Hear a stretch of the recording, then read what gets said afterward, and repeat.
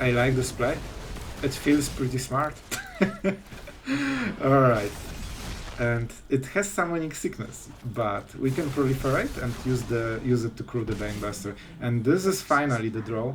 So we can accelerate this saga. It means that he doesn't get to draw this card and cycle it.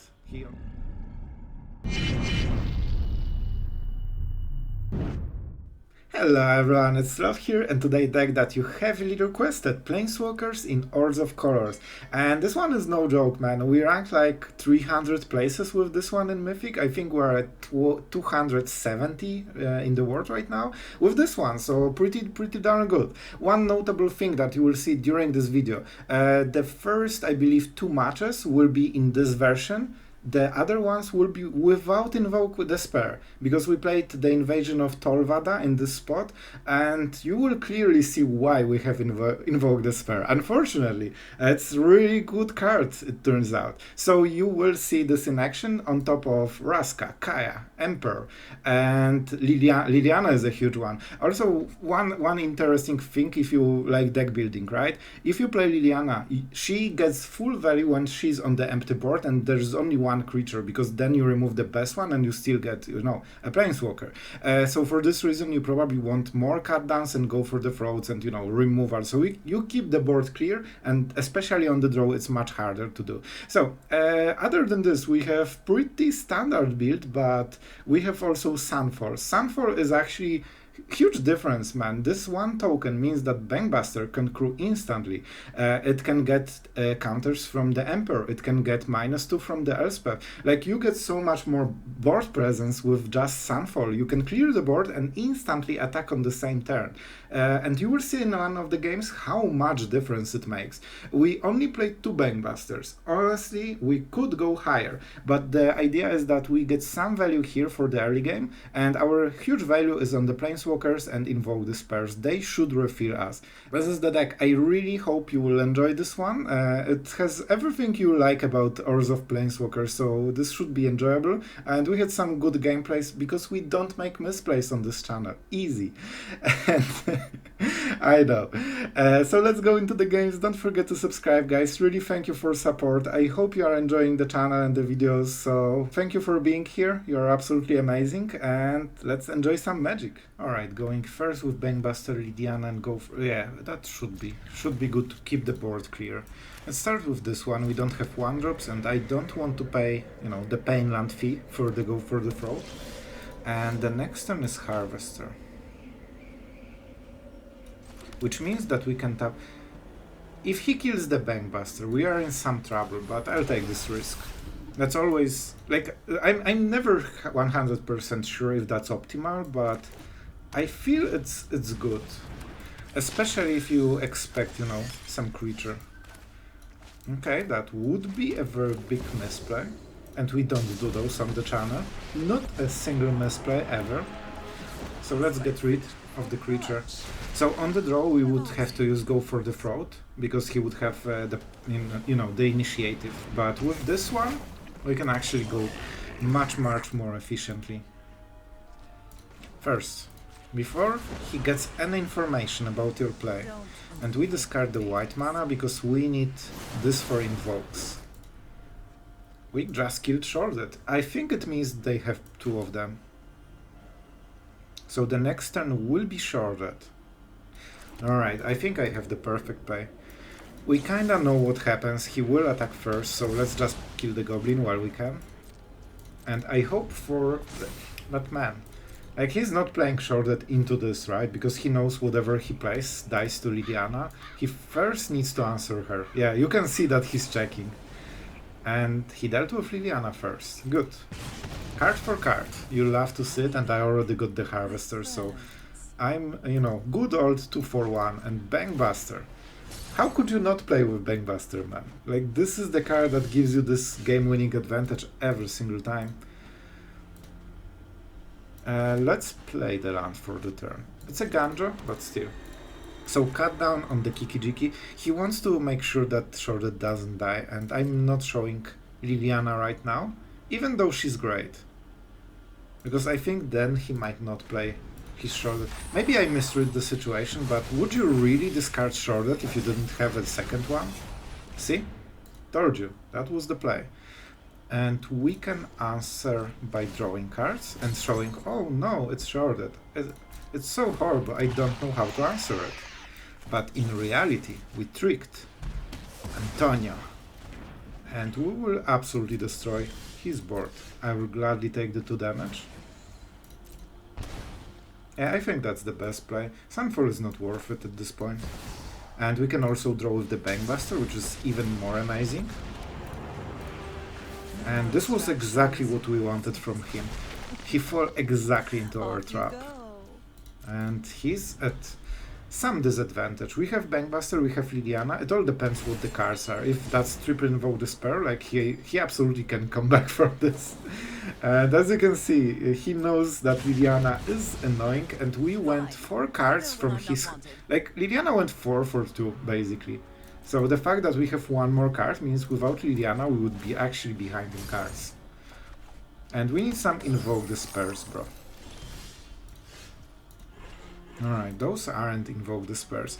I have a lot of answers, but not a lot of threats. Not great at the moment, but we'll try to make it work. The important thing is that we can answer, but the problem is that the real threat is invoke despair and we cannot answer it. I would march this if I could, but he just burns it in response. Let's see. Also, Fateful Absence not perfect, because you don't want to give him the cards. I mean, that's really good for us. So this is the Fireball version. I mean, he still does it. He has no mana available. Normally you answer to this, but knowing that he has no way of removing it on the same turn, unless he plays freaking Black March and he exiles 2 cards out of his hand. So March, Black, Black. If that's his play... Oh, but he still needs a land, so even in this scenario he wouldn't have enough. But theoretically he could do it for 1 mana, but nobody really does it. And I want to give him false information, because if he expects this to live, the top of his draw should be a dead draw, like Singularity, right? And if we kill this, he knows that he can play differently. Tap land, perfect. I mean, Exile is pretty good. I think we're going for this one, right? We could Sunfall and get a 3/3, but I think it's just better this way. What? It's 5 mana? For some reason, this 4 toughness, man. But don't worry, it's 0 misplays. No misplay at all. Game showed us it's impossible, and we are so good that we know. After we are being shown. Alright, he's tapped out fully. Yeah, it is nice. But bro, we had Sunfalls. It was just an easy way. So we are going for Vraska, simply because we need to start getting some value, like, you know, those tasty lands. I don't think he will play the Bladed Coil Serpent, whatever the name is. Because this is one of the cards with haste. It will probably be Invoke Despair, and we will invoke ourselves in Despair after it. But he needs to draw it. He didn't play it so far, and his top of the library should be a bad card, right? Oh, he might filter those Singularities. Let's see if there's Singularity in the graveyard after this trigger. I would expect, unless he has only 1 and he drew it, maybe. Lands? So we know this card is better than the land, and I have to say it's definitely better than the land. But we untap with Vraska. So it is Sunfall, right? Definitely a Sunfall material. And it means that we can proliferate the token. So that's why we do it first. I like this play. It feels pretty smart. Alright. And it has Summoning Sickness, but we can proliferate and use it to crew the Bankbuster. And this is finally the draw. So he will have Kiki-Jiki on the next turn. Yeah, sure. Do you want to cycle, bro? So we can accelerate this saga. It means that he doesn't get to draw this card and cycle it. He only has, you know... Yeah? It is nice. That's pretty good trick. So it doesn't do too much, but it makes his draw a little bit worse. Because he could cycle this card. If this is a land, he really feels the difference. Because he cycled one card. He didn't cycle the second one, so it must be good. It might be even Invoke. Okay, Corpse Appraiser. That was probably what he had. But it means the Invoke is not here for this turn. And he's running out of time slowly. We keep having Sunfall, so we can sweep the board and attack him with haste thanks to the Bankbuster. Like, how could you not play Bankbusters? This is the card that allows us to win basically the whole game, man. As you can see, he really wanted this Bankbuster gone. Alright, so how do we do it? We have multiple ways to go around it. I could Invoke. I probably prefer to draw cards, right? I think this is what we do. So far it's working, so why not keep it? Even without the Bankbuster, it's still pretty good play. Man, that feels good. That feels smart. Alright, see? Zero misplay video. And let's play the land. This way we have Fateful Absence. So we are at Ultimate. I don't think it really matters, but the cards we drew from Vraska and the Proliferate does matter. He also went for Artifacts, so Vraska didn't suffer 3 damage, as this hits Planeswalkers as well. I think we are closing the end. He doesn't have too many options. Invoke Despair is as usual probably the best one, but we have ours, so we feel safe. Man, this card is really good. Whenever you play without Invoke, against Invoke, it's always not perfect. Oh, he will take the mana. Oh, oh. Do you feel Explosion in the air? 3 damage. Okay. Sure. Interesting. Probably a good call from him, but maybe he just doesn't have anything for 2 mana to play. He had a land. He had the priority after he played Chandra and nothing is here, so it means one of the cards is a land. So there's only one good card in his hand. And I think we don't Fateful Absence, so he doesn't draw the card. I prefer to give... Oh, that's a good draw, man. But this is even better draw. Oh yes. So I know that Liliana is not great because one of the cards is a land, so I don't need to play her. I want to play the Emperor then.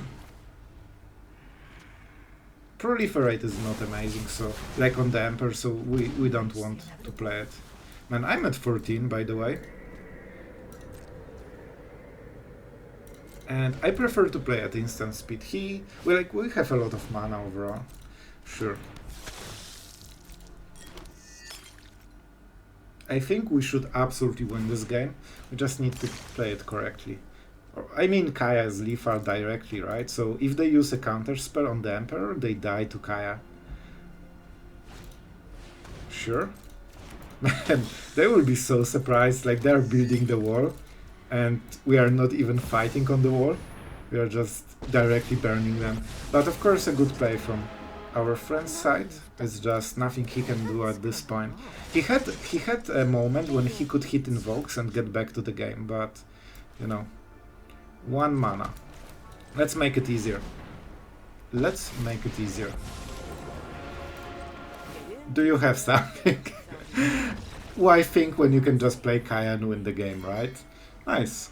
Our daily top to 100 beat for the day, and we can... Man, we got a lot of rank, like 300 places for this one. Alright, we have a cut down. Alright, I mean, we are taking this hand. Hopefully we can make Liliana burn something, but on the draw Liliana is much weaker. Especially if she gets duressed. Let's see, is this Liliana or Wedding Announcement? Liliana puts a lot of pressure, especially that when they are on the play, they actually has very little cards, so you know, it pressures them even more. He knows about the card down. It's unfortunate. Turn 1 duress against our deck is one of the best plays you can make, but still. Is this Bankbuster? He knows we drew something. If this gets abraded, I'm out of the game, man. So I think we will just try to play in curve. If he tapped during his turn and I could play this into tapped mana, I would definitely play the Bankbuster. But right now, like, I might not gain anything out of it. Perfect. Kinda. Let's go with Wedding Announcement. Look at the mana base, it's an Invoke Despair deck.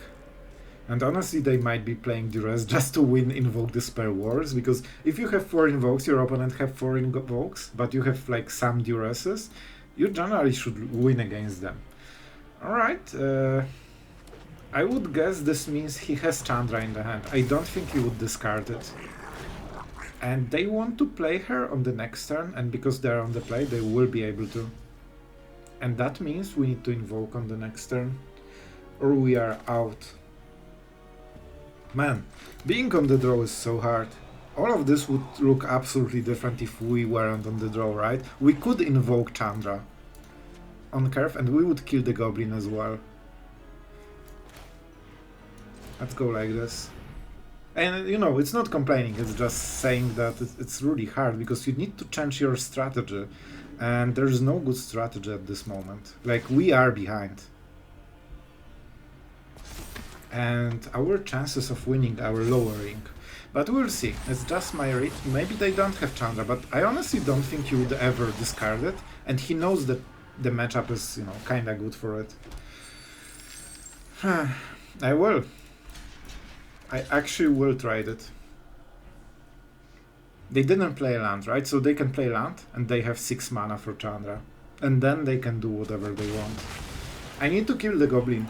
Especially that I want to keep the board clear with Invoke. See? So, I mean, our best shot is that he... Okay. Oh no. Alright. I mean, it's going according to our plan. Everything is basically as we wanted it. We will clear everything, but he was on the play, and I don't think we can beat this. It is nice. We even played our tap land 2 turns earlier just to make it happen, because we knew what you will exactly do. But it doesn't matter, right? Because you will get an extra invoke. I mean, Wedding Announcement is our light in the tunnel, right? If anything helps us, that's the one. No blue mana, so we play Emperor later. They know about it, so, you know, it still goes around Sorcerer Speed, right? That's a good draw. It's just about who plays more invokes. And so far we might be playing more. Shorted. Alright. That's a good Invoke Despair target. Bankbuster, not happy to see it. Not happy to see it. They can use the Shorted. Alright, I have a plan. I have a plan, guys. They can deal some extra damage, but they cannot protect the board fully. I will play the land. So, I invoke. He can cure the Bankbuster. He can deal 4 damage to us and save Shorted. But guess what happens when Shorted is tapped? We are always one step ahead, man. Maybe you can actually navigate this game. He's losing all of the value from this Bankbuster. I'm not sure if that's a good play. Like, he deals some damage, but we are not in lethal range. And we keep drawing with our Bankbuster because we did not sacrifice one. Let's see. He has extremely powerful Planeswalkers, so Fateful Absence needs to be on guard. Just don't draw any bombs for 1 turn, man. Just whiff. I can teach you. Alright. Answer land. I will draw a card.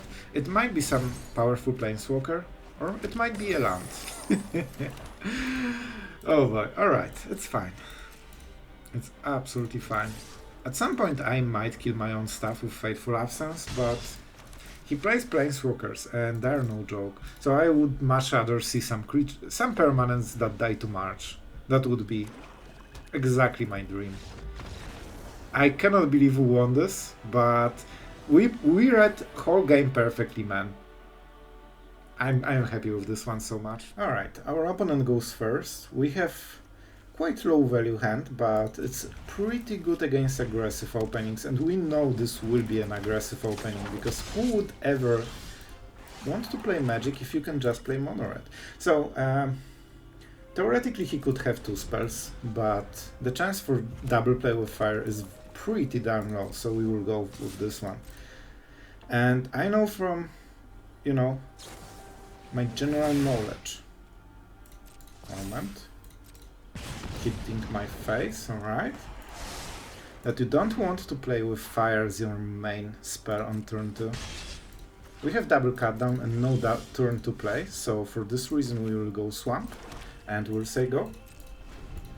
He gets some damage, but he's really behind of where he should be. Fable, alright. Now we know everything and we can clear the board. So no damage on this turn. Fable. Fable is a strange choice for this deck, so maybe it's different deck? Or maybe it's mono red with Fable, because it's Fable. And I mean, we keep playing Wedding Announcement. It's still not over. We are fighting for the tempo. At the moment we are winning, but they can push it even harder on the next turn. Like, they still have 4 cards, and they seem to be happy with all of them. Not cycling a single card. Alright, show me the perfect hand. I'm not really surprised. So you decided to burn me. I mean, it is good on the token, but is it really so good? Okay, not getting lands is pretty devastating. But I mean, we have double Wedding Announcement. Let's see if he can beat it, even with no drops. Like, we need land very, very hard right now. So the reflection will be here. We have Elspeth, which, like, she has the life gain, and also Sorin has the life gain, because that's why we play them. That's a random raptor. Sure, I love being hit by a raptor. Alright, getting... Well, I mean, if you don't hit your lands, you probably won't win anyway, right? So we can double attack. That means we don't get to have a blocker. I mean, the mana screw got us, as always, if you miss a land. By the way, mono red just going casually to 4 lands in curve. I mean, alright. So, we get a lot of tokens, we have a decent board, we can basically protect ourselves. Like, he can take 3 tokens, but no more. Except if he makes a copy, right? And he will. But... yeah, I have to remove it, right? I don't think there's any way around it. Okay, just making sure it doesn't get the lifelink instantly. If I kill Kiki-Jiki, then what happens? Like, he can pump, we need to burn all the board. I don't think it's worth it, I prefer my board. We're at 5, so that's really low. Absolutely low. Dinosaurs. Battles. I mean, at least mono red got new stuff that they're using. Alright, invasion, sure. High quality gameplay still. Just play removal spells until you win the game. Alright, so he probably will have 1 draw, right? This should be Sorin. Simply because the vampire will be the biggest threat. This means he needs to top deck a burn spell from the top or he loses, and you know that he probably will. But we'll try. It's a fair shot at drawing 1 wrong card during the whole game. So the highest draw is probably the Dino, right? So for this reason we cannot attack with anything. We need to play around all of his top decks. Maybe I could attack with 1 or 2, but the point is that if this hits, the game is pretty over. See? 1 hit from this, and we are above the top deck range, and the second turn, like, he needs to top deck a burn spell every turn, and it won't even be enough. Alright, we're going second with only March as an interaction. Doesn't feel great. It might be a mulligan. Are you a mono red? Because against mono red we probably lose. I will take it. I can absolutely understand why this would be a mulligan, and maybe it's incorrect decision to take it. And I think my opponent exactly feels the same about his hand. Alright, so we did our best and it worked out. It was close game, but you know, it's a mulligan war basically. Shuffler, is this really the best of two hands that you have simulated, and in both I had one land or lower? I will take your word for it. Alright, at least we know what to put down, right? So I'll take it. What about this hand? It's kind of decent, it just lacks one card that we should have. So, okay. With Bankbuster against Black deck, we should be able to recoup this loss. Like, Bankbuster is something they cannot really answer. By the way, it's pretty high rank, so we need to be a bit careful. Yeah. We can draw a dance step, we don't have any upsides to tapping now. And we might hit something with the cut down still. Probably Trespasser. Oh, my favorite. Man, Sleeper is so cool always. I get so much mana advantage always when they play it. Okay, I'm auto-passing. Simply because I don't want to show him the cut down. If we play it smart, we can catch him with the Sleeper. And you know what? The fact that he's so high ranked means that he probably notices those things. We have Bankbuster now, so we don't, you know. I should think it in advance, that's my mistake. Now they will know. So I'm clicking it mostly because I want to not think so long that he thinks I actually have a removal. It's probably too late for this, but you know. No fear.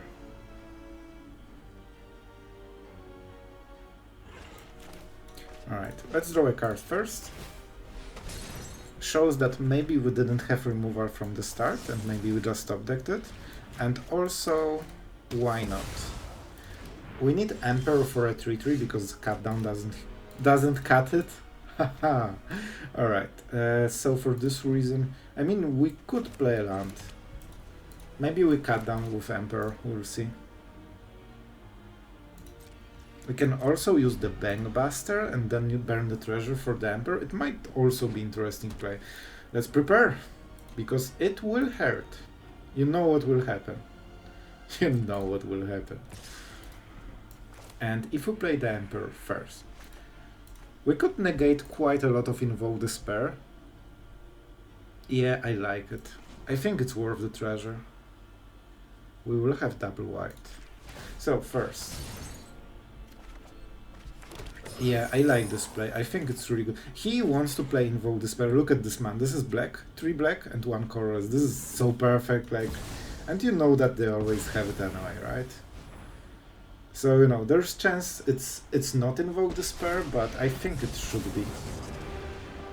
This way we get rid of the geeks, and when he invokes, we crew the Bankbuster, which means that we actually do not lose any part of the board. Oh, I love Emperor. That's even better. So he needs some follow-up board, because right now we have Bankbuster on the board, and he doesn't. Alright, let's see. -2, I would expect. And the cool part is that we have a creature. And Liliana is out, thanks to this little pilot. Our draws are absolutely not amazing though. We need Vraska. Oh boy, you know what happens when we play Vraska.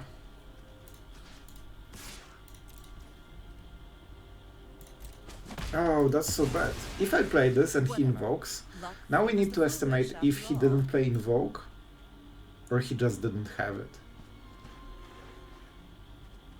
Maybe he just wants to draw cards. So he removed 2 things, so he sets up the Invoke Despair better for the next turn. I will risk it. I think it's an Invoke still. And you know he will have those 4 mana, because Mire gives black mana for 1 turn. I mean, alright. That's not bad.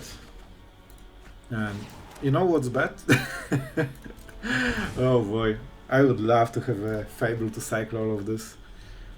Okay, so we can either Farewell, or we can Vraska and get some instant value right there. This is my value play. I hate to lose it. But if he had Invoke, I think he would already play it, right? And in the worst case, we still get some value. Because we go 1 for 1 already. And let's attack, cause why not? 1 damage, acquired. Only 19 turns to go. He's still freaking headed. I don't understand this play pattern, man. Like, at this point I still so invoke the spell chance, but after Shrouded, like, do you really want to draw? I don't know, maybe he's just messing with me. Now we got an anti-invoke the spell card, perfect. Oh boy, I'm baffled by this one. Maybe he just wanted to bait it. Maybe he just expected Planeswalker and wanted... I don't know. But after this swing, I don't think we can win. Especially against Sorin, right? Alright, not cut down another creature, perfect. And lands from the top. Man, we drew like 3 lands from the top. And this is why you need Bankbusters. If you don't hit Bankbusters, this is what happens. That's not great. This is absolutely not great. I mean, we need to champ block. We need to deny cards, and he still gets the card from Sorin. Oh boy. This will be really brutal. Yeah, if you cannot answer Sorin, in few turns he rebuilds everything that we have worked during the game, so it will be hard. We need some good throws from the top. Definitely lands from the top are not helping. Like, we drew way more than we should. After, you know, a 1-lander mulligan, I believe. I mean, that's pretty perfect. Alright, so he cycles the cards, gets all the value in the world that he needs. And we probably will have to farewell. And he's smart and he's not playing the sleeper, because this one creature forces instant removal, or, you know, you lose the game. Alright, Fateful Absence is definitely something. Alright, let's count the mana. Sleeper. 2 mana goes to the activation. So it's 3 mana total. And he has 6 mana. Double colorless. Yeah, that's perfect mana for double activation. So he gets 2 cards with the cut down. I don't like it, but I think this is the play we need to make right now. It won't get better than this. But you know, on the bright side, we have all the mana we want. Oh boy, and more. Graveyards. Yeah, he definitely uses the graveyard in some way. Still very hard. So we have some board presence. Anti-invoke tech is online, but he is very smart. He doesn't play this, and we still have to sweep, and that's really hard. Alright, honestly I prefer this over the sleeper, I think. This is not a lot of value, and that's his full turn. Sleeper? Or do you want all the mana? Oh, just second, sorry. Oh boy, we are in some serious trouble.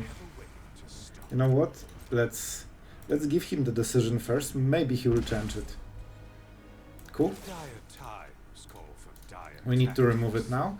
Let's see our perfect top deck. Not very perfect, but it is something at least. But at this point we need Bankbuster into Kyle, you know, this kind of stuff. So let's get rid of one of the cards. Let's see the second one. Okay, Liliana as well. He was probably waiting until I'm left with 1 card, and then he plays Liliana, right? Alright. Not much of a life cost, but at least he played it, so Liliana might hit his hand, maybe? No, he will play everything. But if he wants to draw the... Oh, right, but he can draw a dance step, so he goes around Liliana. And he also goes around the sacrifice effect. Man, we need really some good top decks right now. Oh, that's not a good top deck. It is something, but not a good one. We need to fight for the board. If we go for the ultimate, we just never get it. Haven't you ever heard of personal space?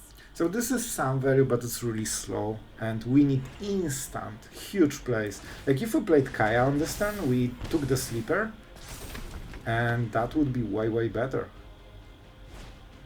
Second Sorin is also pretty devastating, to be honest. Like we answered the first one, barely, but it's hard. He has stronger Planeswalkers than we do at the moment. And he's drawing into more bangers. Oh boy, last top deck. If that's not an extremely powerful card, we're out of this game. I give him good game, he played it very well. Alright, going first with, Bankbuster, Wedding Announcement, some removal. Not the perfect hand, but if we can draw into lands, it should be okay. And if not, we will try to dig with the Bankbuster. Perfect. Alright. Green, so we expect a creature, so I think Bankbuster will be the last play, maybe not before Vraska, but you get the idea. Oh, enchantments. Alright. I think he wants the removal, and I think he might play Naturalis into Wyvern at next turn, but we need to fight for the tempo, so we still remove it. It will take a while before this comes back. Alright, let's see.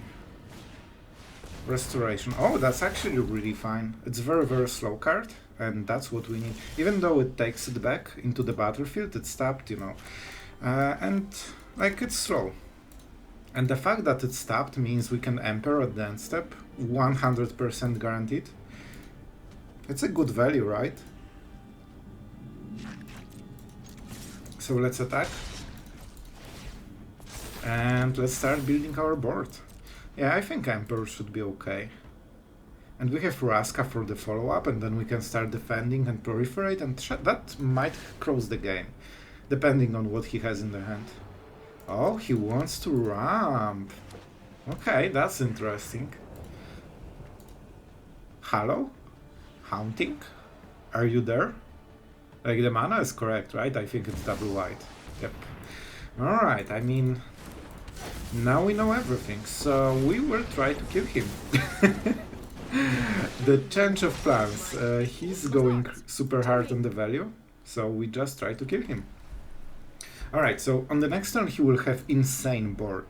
Insane board. So we will actually go for the counter. I like Vigilance. Alright, and we'll use Vraska because of Proliferate. Like this starts to give us the value, and we know that on the next turn... he could go for the removal, but we already got some value, and the removal for the Planeswalkers is extremely expensive. If I had more mana, I would transform the Eiganjo and just Liliana it, but I cannot. So let's do it like this. Why would I proliferate the Wedding Announcement? I don't think on the last trigger it matters, but still. Definitely not the play you super need.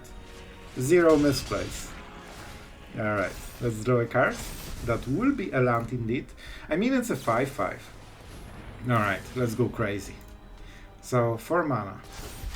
If he plays the Planeswalker removal, he only has 1 mana, so that's probably not what he wants, especially in this power turn. He wants to flood the board with only 3 mana. He needs to go crazy, or he's out of this game, and I'm not sure if Wedding Announcement can be considered crazy. We have it, and we aren't. Quality commentary as usually. Alright. Anything in the graveyard? Not really. So we can kill this. Or we can proliferate. I want to fight for the board. Let's get rid of the Architect. It's probably the most annoying thing. And I don't think we go for the battle at this point.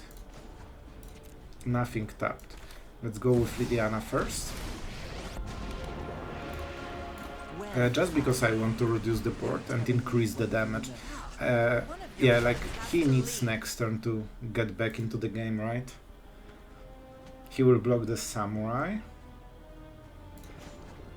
Going white will be hard. I think we just go for the damage. At some point we'll hit a sweeper. Let's get rid of this one. Alright, we first attack. So he takes 5 and he loses the creature. He has quite a lot of cards, so his follow-up will be very, very strong, but we have 3 Planeswalkers and a Bankbuster, so we have options. And he's at 8. We need to kill him because it's very hard to outvalue Hard Hunting if you don't have Farewell. And before you have it, he's getting so many cards overall. Yep. So this board will be absolutely crazy on the next turn, and we probably won't do any damage to his face. And then we need to start digging. And when we can sweep everything, then we win. That's my new strategy, new take on the game. And Kame is still there somehow. Alright, this is the scary card. Absolutely scary card. We cannot kill any planes. Oh, we can! We can kill Liliana and use Invasion to get her back. Teachings of Kirin, alright. So, big stuff, a lot of things. 5 out of 7. And I mean, let's go. Well, told you, I want to mention that nothing was here on the last turn. This is all his one turn play. And that's pretty strong. That's absolutely pretty strong. So we could get rid of Catilda and attack, but it's not a good attack. First, we burn the card. Unless we want to sacrifice... He has to sacrifice target. I don't think there's much sense in this. We just go for the land. Try to get some value. Alright. He has only one card. We just need to hit a sweeper and it should be fine. We just need to hit a sweeper. And we are the defender right now. Do we attack first? Not really. Yeah, he just loses the token. It's not relevant. Digging into sweeper is relevant. See? Told you. And yes, indeed, I want those things. Graveyard is still here. It's not farewell, but it's probably close enough, right? And then we refill. We have wedding announcement, so we can make a Wandering Emperor token and hit him for a lot. Yeah, I like the idea quite a lot.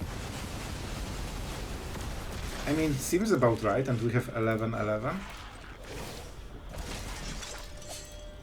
Alright. And we hit him in the face, because that's really cool. We could also use the token, but it doesn't have haste, so we cannot hit and kill him. At least not on this turn. And we say go, told you. Like digging into sweeper, and we have, I believe, 5. Like at this point you expect at least 1 to be on top. You know, unless you have some crazy anti-draws, which sometimes happen. Alright, so now it will be harder for him. Just because we have 3 Planeswalkers, we can make double removal with Liliana if we can kill her, but that's 2 turns. Alright. 11-11 will provide a lot of pressure. So they have nice board, they have quite a lot of cards, but they need to keep burning through them. And that's really good for us. I mean, I can just kill him. Seems like a decent idea. Alright, let's do it all over again. We could play it better. This is not the optimal play, but it's a play that will be enough. So why not just kill him? This deck doesn't play instants, and that's one of the drawbacks. Yep. And that was it. That was a pretty cool game. Like, look at how much value he had. He never ran out, but our Planeswalkers really help.